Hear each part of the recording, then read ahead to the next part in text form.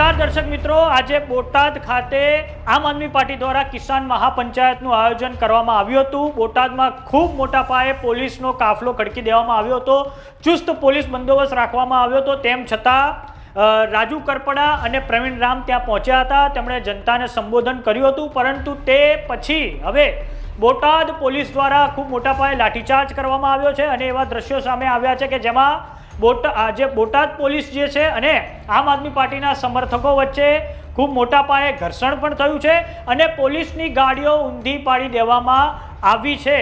તો આ જુઓ તે દ્રશ્યો કે જે બોટાદ કિસાન મહાપંચાયતથી સામે આવ્યા છે।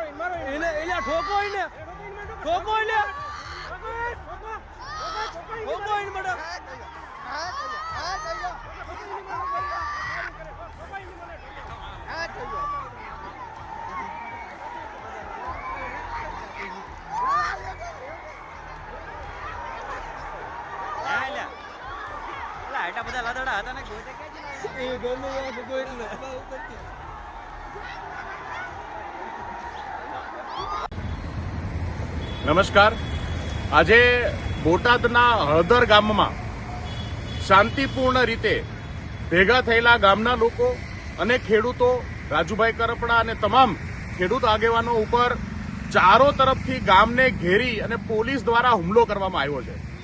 પોલીસના લોકોએ જ તે પોતાની ગાડીઓ સળગાવી, પોતાની ગાડીઓ ઉલટી નાખી, પોલીસના લોકોએ તે પથ્થરબાજો કરી અને કોઈ પણ ભોગે ત્યાં ભેગા થયેલા લોકોને વિખેરવા માટે બહુ બર્બરતાપૂર્વક લોકો ઉપર હુમલો કર્યો છે.